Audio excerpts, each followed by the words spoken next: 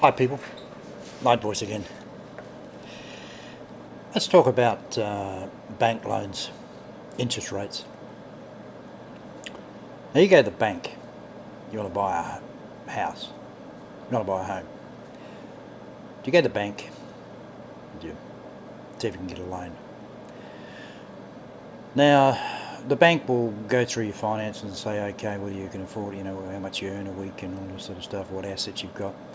So anyway, they turn around and say, yep, you can get the loan.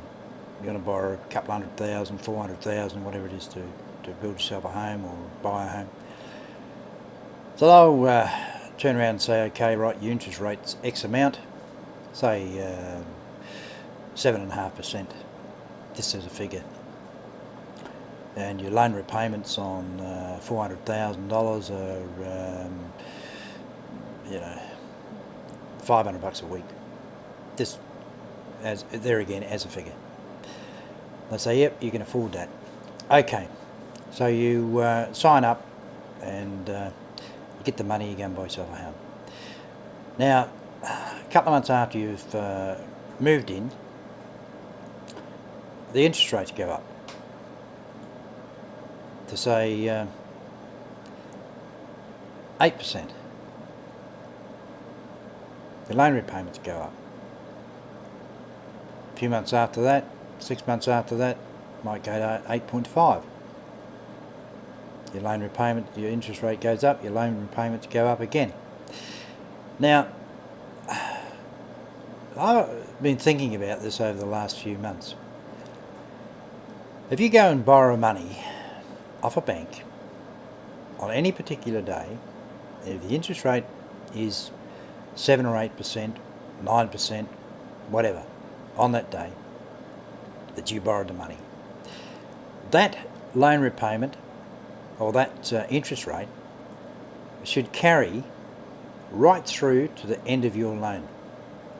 So if you've got a 30-year mortgage or a 40-year mortgage, if your interest rate on that day was 8%, in 30 or 40 years' time it should still be 8%, no matter what the interest rate is in the preceding years, whether it goes to 15% or 20% or whether it goes to 5%. Your interest rate on that day was 8, so your loan stays at 8. Now, you have to think, when you go and borrow that money, the bank on that particular day may have had an interest rate for themselves at, say, 4.5%, and they've charged you 8, so they're making 3.5% on the money that they loaned to you on that day. And if it worked that your rate stays at 8% for the duration of the loan, they're making 3.5% on your money, on the money that they loaned you for 40 years or 30 years. Now that's how it should be. You shouldn't have to pay every time the interest rate goes up. Your interest rate shouldn't go up.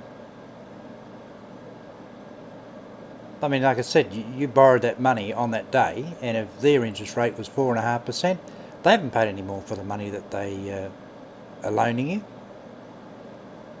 So, something should happen. Someone should go to the Federal Reserve, or what do they call it, the Reserve Bank of Australia or something, and borrow whatever, 50 billion at what their rate today, I think it's 3%, and loan it out to everybody, to first home buyers in particular, for say 5%. Spread the loan over 40 or 50 years. Who worries about it? No one's worried about it. Doesn't matter how long you pay your loan off for. If you want to sell that house, you sell that house. Okay? As long as you pay out your loan, not a problem.